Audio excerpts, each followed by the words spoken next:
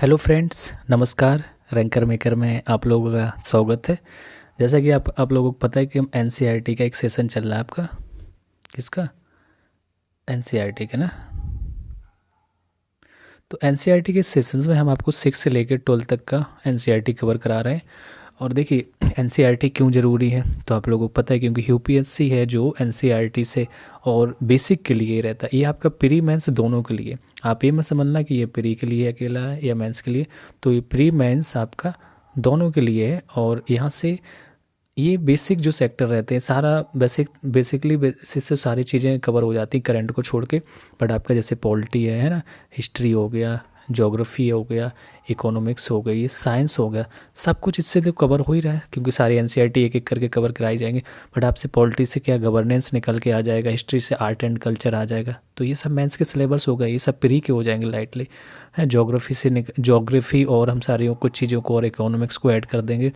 तो आपका जो हिस्ट्री को भी, पॉलिटी को भी ऐड करेंगे तो आपका आईआर है ना, आईआर है, आईएस है, ये इंटरनल सिक्योरिटी एंड आपके जो इंटरनल रिलेशंस। तो ये सारी चीज़ें निकल के आ जाएंगे। और फिर साइंस से आपका टेक निकल के आ जाता है, साइंस एंड टेक। तो बेसिक चीज़ें यहाँ से मिल जाएंगी साइंस एंड टेक की। तो देखिए, एनसीईआरटी मोस्ट कंपलसरी। आप 2025 का 26 का जिसको भी यूपीएससी एग्ज़ाम की प्रिपरेशन करनी, तो एनसीईआरटी बेसिकली आप पढ़ लीजिए।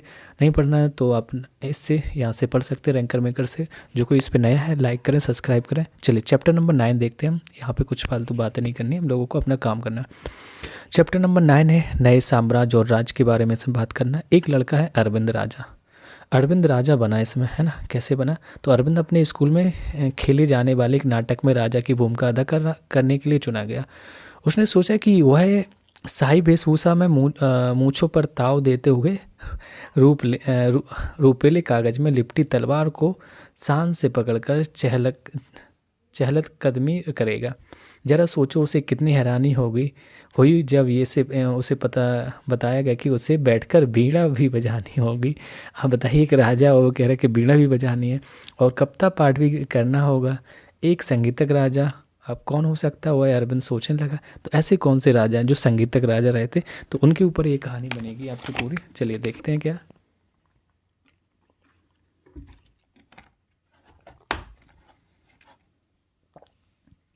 बताती हैं परिस्थितियाँ। तो परिस्थितियों के बारे में भी देखेंगे। दरअसल अरविंद गुप्त वंश के प्रसिद्ध राजा कौन थे? राजा समुद्रगुप्त। तो वो समुद्रगुप्त बनेगा। और तो वो बीड़ा बजाते हुए दिखेंगे ना, तो समझ सकते हैं हम। तो गुप्त वंश के प्रसिद्ध राजा थे, समुद्रगुप्त की भूमिका अदा करने जा रहा था। और समुद्रगुप्त के बारे में हमें इलाहाबाद में जो अशोक स्तंभ है इससे पता चलता है। इस पे जो खुदे एक अभिलेख से पता चलता है कि इसकी रचना समुद्रगुप्त के दरबार में कवि और मंत्री रहे हरिसेन एक काव्य के रूप में की गई थी। समझे कि नहीं? पहले से देख लेते कि इलाहाबाद में जो अशोक स्तंभ है उस पर कुछ अभिलेख लिखे गए हैं। और इसकी जो रचना है गुप्त के दरबार में मंत्री रहे थे हरिसेन, उन्होंने एक काव्य के रूप में इसकी की थी। तो उसी के बारे में देख रहे हैं। यह एक विशेष किस्म का अभिलेख है जिसे हम परिस्थिति कहते हैं। परिस्थिति मतलब अभिलेख ही होता है, जो कोई लेख हैं किसी पे लिखे हैं, किसी पत्र पे लिखे हैं, पत्थर पे लिखे हैं। यह एक संस्कृत शब्द है जिसका अर्थ प्रशंसा होता है। और परिस्थितियाँ लिखने का प्रचलन पहले भी था। जैसे तुमने अध्याय 8 में गौतमी पुत्र और पुत्र श्री सतकर्णी की परिस्थिति के बारे में पढ़ा, परंतु गुप्त काल में इनका महत्व और बढ़ गया। समझ रहे? गौतमी पुत्र सातकर्णी के बारे में जो पढ़ा था चैप्टर नंबर 8 में। तो समुद्रगुप्त की परिस्थिति के बारे में देखते हैं। आओ देखें समुद्रगुप्त की परिस्थिति हमें क्या बताती है। कवि ने इसमें राजा की एक समुद्र परिस्थिति हमें क्या बताती है? कवि ने इसमें राजा की एक योद्धा और युद्धों को जीतने वाले राजा, विद्वान तथा एक उत्कृष्ट कवि के रूप में भरपूर प्रशंसा की। और यहाँ तक कि उसे ईश्वर के बराबर बताया था। परिस्थितियों में लंबे लंबे वाक्य दिए गए, यहाँ वैसे ही एक वाक्य का अंश दिया गया है। तो आपको देखना है क्या दिया गया है। चलिए नेक्स्ट पेज पे लिखा है कि योद्धा समुद्रगुप्त। तो योद्धा बनाया मतलब नाम से संबोधित किया गया समुद्रगुप्त को। तो जिनका शरीर बुद्ध मैदान में कुठारों, कुल्हाड़ियों, तीरों, भालों, बर्छों, है ना, तलवारों, लोहे की गदाओं, नुकीले तीरों तथा अन्य सैकड़ों हथियारों से लगे घावों के दाग से भरे होने के कारण अत्यंत सुंदर दिखता है। तो योद्धा होंगे कभी, क्योंकि सारी चीज़ें ऐसी दिख रही हैं और ऐसे योद्धा में हो गए। और ये युद्ध के मैदान में सारी चीज़ें हो सकती हैं ना, कुठारों, कुल्हाड़ियों, तीरों, भालों, बर्छों, तलवारों, लोहे की जो गदाएं हैं, नुकीले तारों, तो ये सारी चीज़ों से उनके घाव थे। तो यह वर्णन तुम्हें उस राजा के बारे में क्या बताता है, राजा किस प्रकार युद्ध लड़ते होंगे। थिंकिंग करनी है, सोचना है क्या। अगर तुम मानचित्र इतने इतने पे देखोगे कि गौर से देखो तो पाओगे कि एक क्षेत्र को हरे रंग से रंगा गया है और तुम्हें जो पूर्वी समुद्र तट के साथ साथ एक क्रम लाल बिंदु दिखेंगे। तो उसी तरह कुछ क्षेत्र बैंगनी और नीले रंग के भी मिलेंगे, आगे बताते हैं आपको जब मैप आएगा इसके जस्ट बाद। तो यह मानचित्र इस परिस्थिति में प्राप्त जानकारियों के आधार पर बनाया गया। हरिश्चंद्र 4 विभिन्न प्रकार के राजाओं और उनके जो प्रति समुद्रगुप्त की नीतियों का वर्णन करते हैं। ठीक है, तो हरिश्चंद्र किसके बारे में बता रहे हैं, समुद्रगुप्त की 4 नीतियों के बारे में बताते हैं। वो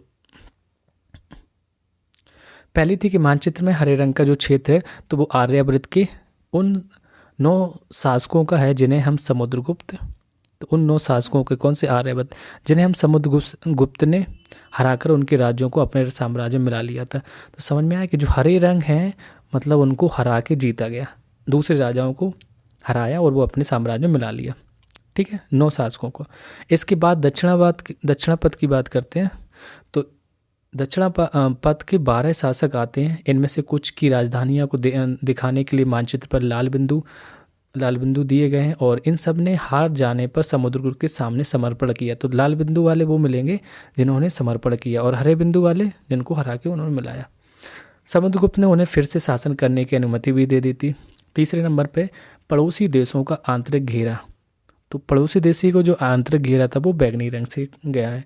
इसमें असम था आपका, तटीय बंगाल, नेपाल, उत्तर पश्चिम के कई गढ़ है ना, संघ, अध्याय 5 याद करना है उसमें। तो ये समुद्रगुप्त के लिए उपहार लाते थे और उनकी आज्ञाओं का पालन करते थे तथा उनके दरबार में उपस्थित हुआ करते थे। ओके, नेक्स्ट 4 नंबर का देखते हैं। 4 में लिखा कि बाह्य इलाके के शासक जिन्हें नीले रंग से, जो बाहर के थे मतलब बाह्य इलाके के शासक तो नीले रंग से रंगा गया। संभवतः कुषाण तथा जो शक वंश के, कौन से, कुषाण तथा शक वंश के थे। इसमें श्रीलंका के शासक भी थे। इन्होंने समुद्रगुप्त की अधीनता स्वीकार की और अपनी पुत्रियों का विवाह उनसे किया था, है ना। मोस्टली पहले यही होता था, जो राजा हार गया तो अपनी पुत्री का विवाह जिससे हारते थे उसी को कर देते थे। तो ये आपकी कुछ मूर्तियाँ देखो, ये समुद्रगुप्त की मूर्ति है और ये आराम से बैठे हुए हैं, है ना। अब यहाँ आगे देखते हैं, यहाँ पे ये बीड़ा बजाते हुए दिखेंगे। इसमें लिखा होगा बीड़ा बजाने वाला राजा समुद्रगुप्त के कुछ अन्य गुणों को सिक्कों पर दिखाया गया है, जैसे इस सिक्के में उन्हें बीड़ा बजाते हुए दिखाया गया। ठीक है, ये देखो बीड़ा बजा रहा है, कहाँ बजा रहा है, ये बजा रहे हैं ना बीड़ा, हाँ ठीक है। चलिए आगे देखते हैं। तो ये आपका मैप है। कलर याद करने कौन कौन से कलर किसके लिए। तो ये मानचित्र में प्रयागराज, इलाहाबाद का पूरा नाम, उज्जैन तथा पाटलिपुत्र, पटना, ढोड़ो और गुप्त शासक के महत्वपूर्ण केंद्र थे। तो ये गुप्त शासक के महत्वपूर्ण केंद्र थे। आर्यभट्ट तथा दक्षिणावर्त के राज्यों के साथ समुद्रगुप्त के व्यापार के में क्या अंतर थे वो देखना है। क्या इस अंतर के में पीछे तुम्हें कोई कारण दिखाई दिया, तो चलो मैप को पूरा करते हैं और डीपी देखना पड़ेगा, ऊपर से देख के चलते हैं। अब उसने कहा था कि जो आपको ग्रीन पार्ट दिखेगा, तो ग्रीन तो नहीं मतलब वहाँ पे राजाओं को हराया होगा। ये आपका हल्का रेड हो गया तो इनको मतलब इन्होंने वहाँ के राजाओं से जीता मतलब उन्होंने घुटने टेक दिए थे। थानेश्वर था, मथुरा था, कन्नौज था, प्रयाग, पाटलिपुत्र, नालंदा, उज्जैन, भारूच, ये सातवाहन, अजंता, ऐहोल, चालुक, ये सब इन्होंने काले वाले पार्ट हैं। देखो लिखा है यहाँ पे, ये नगर थे।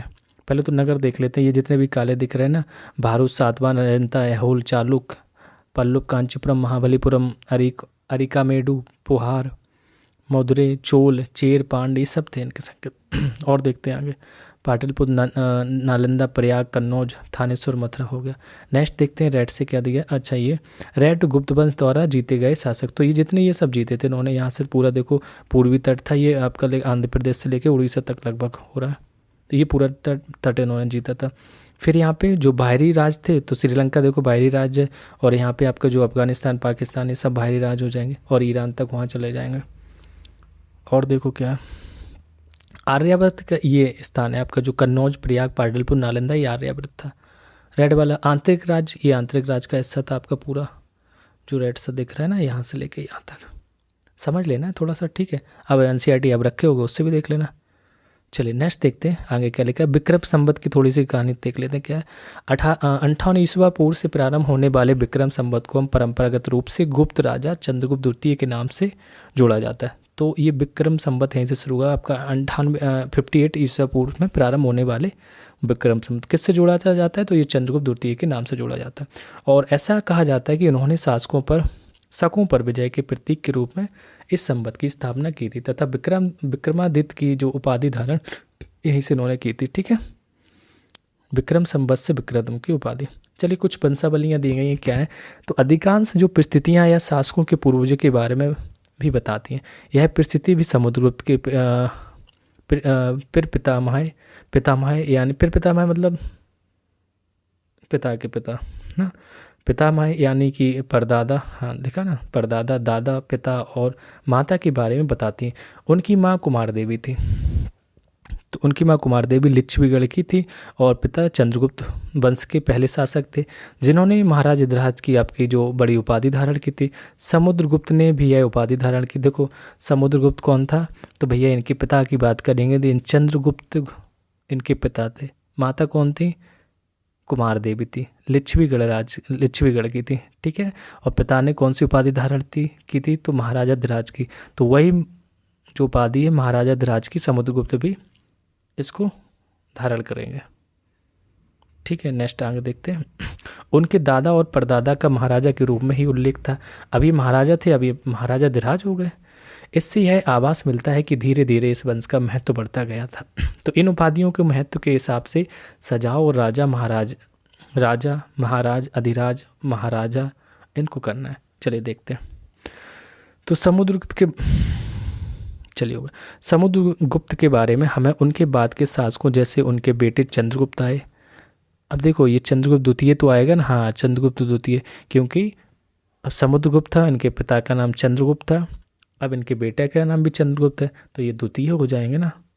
अब कह रहा होगा कि दादाजी ने ही दोबारा जन्म ले लिया, लोग मानते नहीं, अरे दादाजी वापस आ गए, हाँ घर में फैमिली होता तो वही चंद्रगुप्त द्वितीय आ गया। ठीक है, तो की वंशावली पूर्वजों की सूची से भी जानकारी मिलती। उनके बारे में अभिलेखनों तथा सिक्कों से पता चलता है कि उन्होंने पश्चिम भारत में सैन्य अभियान में अंतिम शक शासक को परास्त किया था। तो कहाँ पे इन्होंने पश्चिम भारत में जो सैन्य अभियान हुआ था उसमें इन्होंने अंतिम जो शक शासक था उसको पराजित किया था। बाद में ऐसा विश्वास किया जाने लगा कि उनका दरबार विद्वानों से भी भरा था। ये सब अभिलेख से मिल रहा है, प्रस्तुतियों से मिल रहा है, वही बात हो रही। इनमें से कुछ के बारे में जानकारी अध्याय 10 में मिलेगी, मतलब नेक्स्ट चैप्टर में देखेंगे हम क्या है। जितना बता रहा हूँ उतना देख ले। हर्षवर्धन तथा हर्षचरित के बारे में देखते हैं। जिस तरह गुप्त वंश के शासकों के बारे में अभिलेखों तथा सिक्कों से पता चलता है, तो पहले तो ये क्लियर करके चलना कि आपको जो गुप्त वंश हैं इनके अभिलेखों और सिक्कों से पता चलता है। तो उसी तरह कुछ अन्य शासकों के बारे में उनकी जीवनी से पता चलता है। ऐसे ही एक राजा थे आपके हर्षवर्धन, जिन्होंने करीब 1400 साल पहले शासन किया था। तो उनके दरबारी जो कवि थे बाणभट्ट। तो हर्षचरित किसकी, भाई बाणभट्ट की, यही याद कर लेना, यही क्वेश्चन हर एग्जाम में मिलता है आपको। भाई देख रहे हो कक्षा 6 की क्लास का, आप लोग बचपन में पढ़े होंगे, छोड़ दिए होगा उस टाइम एनसीईआरटी तो नहीं पढ़ाई गई होगी, क्योंकि ये तो केवल केंद्रीय विद्यालय मिली होगी आपको। SST ये वो आपकी जो से उत्तर प्रदेश सरकार वाली होती है वो स्टेट वाली पढ़ाई गई होगी। तो देखो बाणभट्ट, ठीक है। तो कभी उनके दरबारी कवि बाणभट्ट ने संस्कृत में उनकी जीवनी हर्षचरित, तो किस भाषा में लिखी थी, संस्कृत में हर्षचरित। पुरानी जितनी चीज़ें मोस्टली संस्कृत में चलती। इसमें हर्षवर्धन की जो वंशावली देते हुए उनके राजा बनने तक का वर्णन किया गया था। वंशावली के साथ साथ उनके जब तक वो राजा बने वो सारी चीज़ें।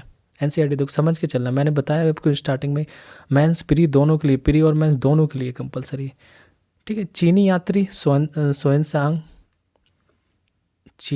सोएनसांग, जिनके बारे में तुमने अध्याय 8 में पढ़ा था, काफ़ी समय के लिए हर्ष के दरबार में रहे। उन्होंने वहाँ जो कुछ देखा और उसका विस्तृत विवरण भी किया था। तो चीनी यात्री सोएनसांग, इसको हेत्सांग बोलते हैं आई थिंक, तो आपका हर्षवर्धन के दरबार में आया था। चलिए नेक्स्ट देखते हैं। हर्ष अपने पिता के सबसे बड़े बेटे नहीं थे, पर अपने पिता और बड़े भाई की मृत्यु हो जाने पर, तो भाई बड़ा बेटा नहीं था, लेकिन जब भाई भी खत्म हो गया, पिता भी खत्म हो गए, पर थानेश्वर के राजा बने। उनके बहनोई कन्नौज के शासक थे। जब बंगाल के शासक ने उन्हें मार डाला तो हर्ष ने कन्नौज को अपने अधीन कर लिया और बंगाल पर आक्रमण कर दिया। सिंपल सा कर ही देंगे, है ना। चलिए आगे देखते हैं, समझ के चलना, जल्दबाजी कुछ नहीं। मगध तथा संभवतः बंगाल को भी जीतकर उन्हें पूर्व में जितनी सफलता मिली थी, तो पूर्व में मगध और बंगाल दोनों को जीत लिया इन्होंने, उतनी सफलता उन जगहों पर नहीं मिली जब उन्होंने नर्मदा नदी को पार कर दक्कन की ओर आगे बढ़े थे। तो नर्मदा नदी को इन्होंने पार किया और दक्कन की ओर आगे बढ़ने की कोशिश की, तब ये चालुक्य नरेश पुलकेशिन द्वितीय ने उन्हें रोक दिया था। ठीक है, चालुक्य नरेश वहाँ पे बहुत सारे, देखो दक्षिण में ये पैरेलल बहुत सारे चल रहे थे आपको, जो जितने भी राजा महाराजा, अब एक साथ सोचोगे सर जिसको आप कौन था ये पुलकेशिन द्वितीय के बारे में बताओ, नहीं बताएंगे, उनका अलग टॉपिक आएगा, क्योंकि 2-3 जगह है, उत्तर भारत में अलग, दक्षिण भारत में अलग, तो पैरेलल चीज़ें चल रही थी। तो भारत का राजनीतिक मानचित्र देखो और सूची बनाओ कि जब हर्षवर्धन बंगाल तथा नर्मदा तक गए तो होंगे, तो आज के किन किन राज्यों से गुजरे होंगे। तो बंगाल और नर्मदा तक जा रहे हैं, तो भाई बताओगे आप कहाँ से किस किस राज्य से गुजरे होंगे। तो पल्लव और चालुक्य देखिए आगे, पुलकेशिन द्वितीय और प्रसिद्धि इनकी सबके बारे में, तो पल्लव के बारे में देखेंगे, चालुक्य और पुलकेशिन द्वितीय की प्रसिद्धि के बारे में देखेंगे। मैंने बताया कि देखो बहुत मोस्ट इंपॉर्टेंट है ये, अगर कोई भी आप एग्जाम देने जाएंगे, वो भी आपका जो आयोग का रहता है, यूपीपीसीएस हो या यूपीएससी, तो ये 3 टॉपिक पल्लव चालुक्य पुलकेशिन बहुत इंपॉर्टेंट है। तो इस काल में पल्लव और चालुक्य दक्षिण भारत के सबसे महत्वपूर्ण राजवंश थे। तो दक्षिण भारत से क्वेश्चन पूछे जाते तो इन्हीं से पूछे जाते, और सबसे महत्वपूर्ण राजवंश थे। पल्लवों का जो राज, उनकी राजधानी कांचीपुरम के पास आसपास के क्षेत्रों से लेकर कावेरी नदी के डेल्टा तक थी, ये पल्लवों को बता दिया। जबकि हम चालुक्य का जो राज कृष्णा और तुंगभद्रा नदियों के बीच में था, तो नदियों के हिसाब से बांटा जाता था, यहाँ से सीमा हमारी, यहाँ से तुम्हारी, तो जितने भी गांव या शहर जो नगर थे उसके बीच में आ जाएंगे, उस राजा के हो जाते थे। चालुक्य की राजधानी की बात करेंगे तो इनकी राजधानी ऐहोल थी ना, यह एक प्रमुख व्यापारिक केंद्र था और धीरे धीरे एक धार्मिक केंद्र भी बन गया, जहाँ कई मंदिर थे। पल्लव और चालुक्य एक दूसरे की सीमाओं का अतिक्रमण करते थे। अतिक्रमण आज भी होता है, आपके घर बगल में खेत हो ना, गाँव में जाके लोग मेढ़े तोड़ते रहते एक दूसरे के जगह कब्जे आना, वो अतिक्रमण। मुख्य रूप से राजधानियों को निशाना बनाया जाता था जो समृद्ध शहर थे, तो राजधानी समृद्ध शहर को ही बनाएंगे, वो उन्हीं को निशाना बनाएंगे, नुकसान करेंगे। तो पुलकेशिन द्वितीय सबसे प्रसिद्ध चालुक्य राजा थे, उनके बारे में हमें उनके दरबारी कवि रवि कीर्ति द्वारा रचित, तो रवि कीर्ति उनके दरबारी कवि थे, इन्होंने एक रचित प्रसिद्धि से पता चलता है कि पुलकेशिन द्वितीय के बारे में। ठीक है, चालुक्य राजा थे। इसमें उनके पूर्वजों और ख़ासतौर पर पिछली 4 पीढ़ियों, कितनी 4 पीढ़ियों के बारे में बताएगा। तो पुलकेशिन द्वितीय की बात करें तो पुलकेशिन द्वितीय को अपने चाचा से यह राज मिला था। किससे मिला था भाई? इनके चाचा ने राज दिया था इनको यह। चलिए नेक्स्ट देखते हैं आगे। रवि कीर्ति की बात करते हैं तो रवि कीर्ति के अनुसार उन्होंने, रवि को से पुलकेशिन के बारे में जिन्होंने लिखा था, तो रवि कीर्ति के अनुसार उन्होंने पूर्व तथा पश्चिम, कहाँ पे आपका पूर्व में भी और पश्चिम दोनों समुद्री तटीय इलाकों में अपने अभियान चलाए। तो इसके अतिरिक्त उन्होंने हर्ष को भी आगे बढ़ने से रोका, और हर्ष का अर्थ आनंद होता है वैसे तो, लेकिन कवि का कहना है कि इससे पराजय के बाद हर्ष अब हर्ष नहीं रहा। सिंपल से मतलब हर्ष का इतना आनंद में हमेशा रहता था, और पराजय हो जाएगी तो हर्ष नहीं रहेगा, है ना। तो पुलकेशिन द्वितीय ने पल्लव राजा के ऊपर भी आक्रमण किया, जिसे कांचीपुरम की दीवारों के पीछे शरण लेनी पड़ी थी। ओके नेक्स्ट देखते हैं। पर चालुक्य की विजय अल्पकालीन थी, मतलब कुछ समय के लिए इनको विजय मिली थी। लड़ाई से दोनों वंश दुर्बल होते गए। पल्लवों और चालुक्यों को अनंता राष्ट्रकूट तथा चोल वंशों ने समाप्त कर दिया। ये ध्यान की पॉइंट की बात है कि पल्लवों और चालुक्यों को अनंता केवल राष्ट्रकूट और चोल वंशों ने समाप्त कर दिया। इनके बारे में तुम कक्षा 7 में पढ़ोगे, देख रहे हैं। एनसीईआरटी ये भी बता देती कब पढ़ना है। जान रहा है कि 6 के बाद पढ़ाई थोड़ी बंद कर दोगे भाई, कर दोगे तो पता ही नहीं चलेगा, इसलिए आगे पढ़ोगे इंटरेस्टेड तो वे कौन से अन्य शासक थे जो तटों पर अपना नियंत्रण करना चाहते थे। तो इस टाइप के क्वेश्चन पूछे जाते हैं, इसमें बना देते हैं, है ना। चलिए आगे देखते हैं।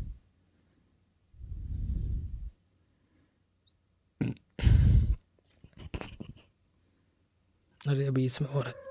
चलिए, तो इन राज्यों का प्रशासन कैसे चलता था ये बताना मैं।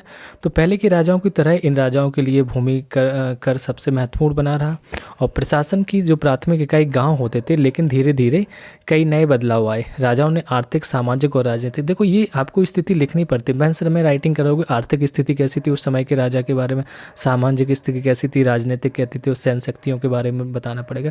तो आर्थिक, सामाजिक, राजनीतिक या सैन्य शक्ति रखने वाले लोगों का समर्थन जुटाने के लिए कई कदम उठाए थे। उदाहरण के तौर पर कुछ लिखा है कि कुछ महत्वपूर्ण जो प्रशासकीय पद अनुवांशिक बन गए थे, जो वही प्रशासनिक पद थे उनको अनुवांशिक कर दिया कि बाप बना पे बेटा, बेटा का बेटा, चलता रहेगा ना।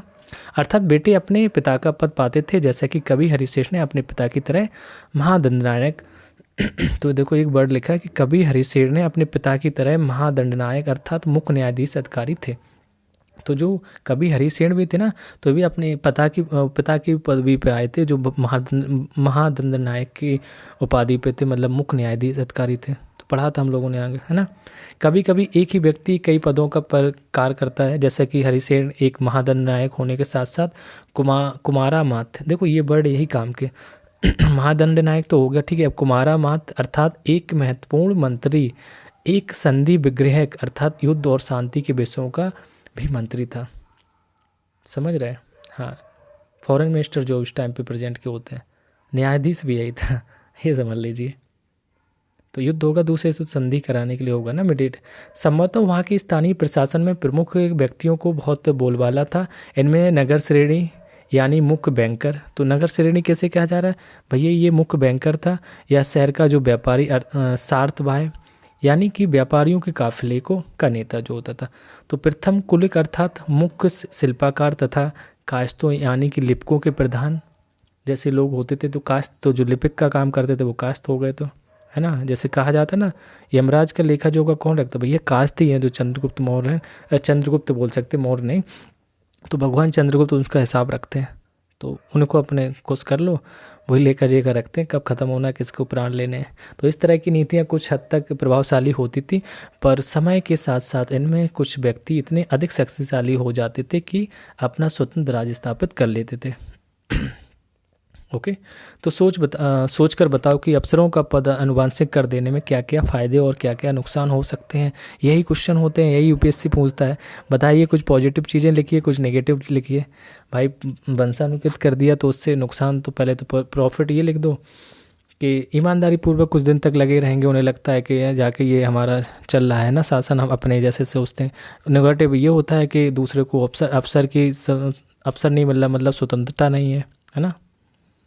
तो ये सारी चीज़ें रहती हैं और उसका दुरुपयोग करने लगते हैं कि ये तो बना ही रहेगा, है ना। तो पिता के कई वर्षों का जो अनुभव पुत्र के काम आता था, ये पॉजिटिव हम बोल सकते हैं ना। पुत्र भी पिता का जो संरक्षण रहते हुए काम को अच्छी तरह से सीख लेता था, हम बोल सकते हैं। पिता ईमानदार अफसर होता तो वही संस्कार पुत्र के भी अंदर आएंगे, लेकिन पिता बेईमान रहेगा तो बच्चा भी गलत हो जाएगा। नेगेटिव थोड़ा देख लेते हैं, किसी साधारण व्यक्ति को अगर हम अफसर बनाने का मौका नहीं मिलता होगा, सिंपल सा अभी जस्ट बोल रहे हैं ना वही, तो इस प्रकार व्यक्ति क्या होते हैं जो योग्य होते हैं वो उनको भी मौका नहीं मिल पाता। तो संभव कि जो अयोग्य व्यक्ति अफसर बन जाता, मतलब बाप का बेटा पद संभाल रहा है तो बन ही जाएगा। तो इस प्रकार क्या होता है ना, जो पद है ना उनका दुरुपयोग भी हो जाता है। तो एक नए प्रकार की सेना के बारे में देखना है कि नए प्रकार की सेना की क्या थी। न कुछ राजा अभी भी पुराने राजाओं की तरह एक सुसंगठित सेना रखते थे, जिसमें हाथी, रथ, घुड़सवार और पैदल सिपाही होते थे। पर इसके साथ साथ कुछ सेनानायक भी होते थे जो आवश्यकता पड़ने पर राजा को सैनिक सहायता दिया करते थे। इन सेनानायकों को कोई नियमित वेतन नहीं दिया जाता था, बदले में इनसे क्या लिया जाता, भूमि दान दिया जाता था। दी गई भूमि से एक कर वसूलते थे। तो कर ही सब कुछ उस टाइम पे था, जिसमें वे सेना तथा घोड़ों की देखभाल करते थे, साथ ही वे इससे युद्ध के लिए हथियार भी जुटाते थे, है ना। तो इस तरह के व्यक्ति सामंत कहलाते थे। क्या कहलाते थे, तो सामंत का ये सारा काम था। सामंत क्या कर रहा है, युद्ध में राजा को वो दे रहा है, सेना दे रहा है, हमें बोल सकते हैं, लेकिन वो उनको वो पैसे ऐसे कुछ नहीं दे रहा है, एक भूमि दे देंगे दान में। भूमि का क्या करेंगे वो लोग, वहाँ पे खेती होगी, जो भी होगा, फिर उससे कर वसूलेंगे। कर वसूलने से क्या करेंगे, तो सेना को उसमें से वेतन देंगे या जो भी देंगे, ठेके में मान लीजिए सेना लाए, घोड़ों की देखभाल के लिए उसी से खर्च करेंगे। तो अब इन सबको हम कहते क्या थे, मतलब हथियार भी जुटाएंगे, हाँ सही बात है, सामंत कहेंगे। तो जहाँ कभी भी शासक जो दुर्बल होते थे, ये तो सामंत स्वतंत्र होने की कोशिश करते। मतलब कोई शासक अगर दुर्बल हो गया तो सामंत के अंडर में सारी चीज़ें हैं, पूरी सेना है, हथियार भी हैं, घोड़े हैं, हाथी, क्या करेगा, खुद आक्रमण कर देगा। मतलब स्वतंत्र होने की कोशिश करने लगता था कि अपना राजपाट बढ़ाने लगता। तो दक्षिण के राजाओं में सभाएं, क्या क्या सभा होती थी, पल्लवों के अभिलेखों में कई स्थानीय सभाओं की चर्चा की गई ना। इनमें से एक था ब्राह्मण भूस्वामियों का संगठन, जिसे हम सभा कहते हैं। तो सभा किसे कहते हैं? जो ब्राह्मण भूस्वामियों का संगठन होता है उसे हम सभा कहते हैं। ये सभाएं उप समितियाँ के जरिए सिंचाई या खेतीबाड़ी से जुड़े विभिन्न काम, है ना, सड़क निर्माण, स्थानीय मंदिरों की देखरेख, इस सब के लिए ये सभा बनी रहती थी और इस पर डिसीजन लेते थे। तो जिन इलाकों के भूस्वामी ब्राह्मण नहीं थे वे वहाँ पर उनका जो ग्राम सभा के होने की बात की गई है। तो ग्राम सभा कैसे कहेंगे? जहाँ पर आपके ब्राह्मण भूस्वामी नहीं है उसको। फिर नेक्स्ट आगे देखते हैं कि आगे क्या लिखा है कि लिखा है कि नगरम नगरम व्यापारियों को एक संगठन का नाम था। तो ये व्यापारियों को संगठन का नाम, यही क्वेश्चन भाई ऐसे ही पूछे जाते हैं। नगरम कैसे कहते थे? तो व्यापारियों को एक संगठन को। संभवतः इन सभाओं पर धनी और तथा आपके शक्तिशाली भूस्वामियों और व्यापारियों का नियंत्रण था। इनमें से बहुत सी जो स्थानीय सभाएं शताब्दियों तक काम करती रही थी। ओके, तो धनी लोग थे इसमें। चलिए आगे देखते हैं क्या। तो उस ज़माने में आम लोग कैसे रहते थे, तो ये बताना। Mango peoples live in earlier past time, है ना। तो हम देखते हैं कि यहाँ पे जो उस ज़माने में लोग कैसे रहते। मैंगो पीपल नहीं होगा, वो नॉर्मल से बस एक फ़नी वे में बोला। जनसाधारण के जीवन की थोड़ी बहुत झलक हमें नाटकों तथा कुछ अन्य स्रोतों से मिलती है। जनसाधारण मतलब वही आम लोगों की। कुछ नाटक दिखाए गए, कुछ स्रोत मिले हैं। चलो इसके कुछ उदाहरण देखते हैं। क्या है कि कालिदास ने अपने नाटक में, किसने? कालिदास, समझ रहे इनके टाइम के थे। कालिदास ने अपने नाटकों में राज दरबार के जीवन के चित्रण के लिए प्रसिद्ध हैं। और इन नाटकों में से एक रोचक बात यह है कि राजा और अधिकांश ब्राह्मणों, कौन कौन? राजा और अधिकांश ब्राह्मणों को संस्कृत बोलते हुए दिखाया गया है। तो वहाँ संस्कृत बोल रहे हैं इन्होंने दिखाया। जबकि अन्य लोग तथा जो महिलाएं प्राकृत बोलते थे। तो जो अन्य लोग थे वो क्या बोल रहे थे, और जो महिलाएं थी वो प्राकृतिक भाषा बोलते थे। क्योंकि यहाँ पहले ही बात है, जो पढ़े लिखे लोग थे वो संस्कृत बोल पाते थे। तो उनका सबसे प्रसिद्ध नाटक है, कौन सा है? कालिदास का अभिज्ञान शकुंतलम। इसमें वो दुष्यंत नामक एक राजा और शकुंतला नाम की एक युवती की प्रेम कहानी सुनाते। तो अभी तक आप लोग पढ़ते रहे होंगे कि अभिज्ञान शकुंतलम क्या है। लगता है ग्रंथ है कोई। भैया इसमें एक लव स्टोरी लिखी है, किसकी? राजा दुष्यंत की और उनकी जो एक राजा दुष्यंत और शकुंतला नाम की एक युवती की प्रेम कहानी। तो इस नाटक में एक गरीब मछुआरे के साथ राज कर्मचारियों के दुर्व्यवहार की बात भी की गई है। कैसे जो राज के कर्मचारी हैं गरीबों के साथ कैसे दुर्व्यवहार करते हैं। एक मछुआरे को एक अंगूठी मिली। तो एक कहानी है, देखते हैं। तो एक मछुआरे को एक कीमती अंगूठी मिली और ये अंगूठी राजा ने शकुंतला को भेंट की थी। समझ रहे हो? यहीं से लोग बिगड़े हैं। तो ये अंगूठी राजा ने शकुंतला को भेंट की थी और दुर्घटनावश उसे एक मछली निगल गई। और जब मछुआरा इस अंगूठी को लेकर राजमहल पहुंचा तो द्वारपाल ने उस पर चोरी का आरोप भी लगा दिया और मुख्य रूप से पुलिस अधिकारी भी बहुत बुरी तरह से पेश आया। अब समझिए। राजा उस अंगूठी को देखकर बहुत खुश हुए और उन्होंने मछुआरे को इनाम दिया। पुलिस वाला और द्वारपाल, अब ये पुलिस वाले और द्वारपाल क्या करेंगे? मछुआरे के इस इनाम से कुछ हिस्सा हड़पने के लिए उसके साथ शराब खाने चले गए, चल पड़े, है ना, जाएंगे कि ये वहीं जाएगा। तो आज अगर किसी गरीब आदमी को कुछ मिलता है और वह पुलिस में खबर करता है तो क्या उसके साथ इसी तरह का बर्ताव किया जाता है? तो एक प्रसिद्ध व्यक्ति का नाम बताओ जिसने प्राकृतिक में उपदेश दिए, और एक राजा का नाम बताओ जिसने प्राकृत में अपने अभिलेख लिखवाए। तो हम बोल सकते हैं कि अशोक राजा था, है ना। हम ऐसे बोल सकते हैं जो प्राकृत में उपदेश मोस्टली आपके जो वर्धमान महावीर रहते हैं ना, प्राकृत में 9 अभिलेख लिखवाए थे। और पहले क्वेश्चन पूछा गया कि आज अगर किसी गरीब आदमी को कुछ ऐसे मिलता है तो हाँ, आज भी गरीब आदमी के साथ पुलिस इसी तरह का व्यवहार करती है कि नहीं। चलिए नेक्स्ट देखते हैं। तो चीनी यात्री फासियान, इसका नाम और देख लो भाई। ये चीनी यात्री आपका फासियान का ध्यान उन लोगों की दुर्गति पर भी गया जिन्हें ऊंचे और शक्तिशाली लोग अछूत मानते थे। तो ऊंचे और शक्तिशाली लोग उस टाइम पे छुआछूत जाना था, अछूत मानते थे, क्योंकि उन्हें संस्कृत के जो ग्रंथ थे उनका अध्ययन भी नहीं दिया जाने जाता था। इन्हें शहरों के बाहर रखना पड़ता था। वे लिखते हैं कि अगर इन लोगों को शहर या बाजार के भीतर आना होता तो सभी को आगाह करने के लिए लकड़ी के एक टुकड़े पर चोट करते रहते थे, मतलब आवाज़ करना, डंका बजाना। यह आवाज़ सुनकर लोग सतर्क होकर अपने को छू जाने से या किसी भी प्रकार के संपर्क से बचाते थे। इतना छुआछूत मानते थे। चलिए आगे देखते हैं। तो एक जगह बाणभट्ट द्वारा अभियान पर निकली राजा की सेना का बड़ा सजीव चित्रण किया गया। वो देखना है राजा की सेना कैसी थी। तो राजा बड़ी मात्रा में साजो सामान लेकर यात्रा करते थे। इनमें हाथियों के अतिरिक्त रोजमर्रा के उपयोग में आने वाली चीज़ें जैसे बर्तन, असवाब, जिसमें सोने के पायदान भी शामिल थे, खाने पीने का सामान, बकरी, हिरण, खरगोश, सब्जियां, मसाले, ये सब आते थे, आदि विभिन्न प्रकार की चीज़ें शामिल होती थी। ये सारी चीज़ें ठेले गाड़ियों पर या ऊँटों या हाथियों जैसे सामान ढाले ढाले जो वाले जानवरों की पीठ पर लाद कर ले जाती थी। तो इस विशाल सेना के साथ साथ संगीतकार भी थे भैया, नगाड़े, बिगुल तथा तुरही बजाते हुए चलते रहते। तो राजा, आप समझ रहे हैं कैसे चलते थे। रास्ते में पड़ने वाले गांव वालों को उनका सत्कार करना पड़ता था। वे दही और गुड़ तथा फूलों का उपहार लाते थे तथा जानवरों को चारा भी देते थे। तो वे राजा से भी मिलना चाहते थे ताकि अपनी शिकायत, कोई अनुरोध उनके सामने रख सके। पर ये सेनाएं अपने पीछे विनाश और विध्वंस की निशानी छोड़ जाती थी। समझ रहे कि नहीं। हाँ, अक्सर गांव वालों को झोपड़ियाँ हाथी कुचल डालते थे और व्यापारियों के काफिलों में जूते बैल इस हलचल पर माहौल से डर भाग खड़े होते थे। तो बाणभट्ट लिखते हैं कि पूरी दुनिया धूल के गर्त में डूब जाती थी। सिंपल सा, इतनी सेना लेके चलोगे। तो जैसे भी आज की डेट में ना जो नेता लोग चलते हैं, इनका काफिला चल रहा है, भाई काफिला चल रहा है, कितने लोगों का नुकसान हो रहा है। क्या अब किसी शहर में अगर मोदी जी आ रहे हैं या कोई भी नेता आ रहा है बड़ा, तो क्या करते हैं, उनकी पहले रोड के आसपास की झुग्गी झोपड़ियों को हटवा देंगे। ऐसा ही पहले भी था, है ना।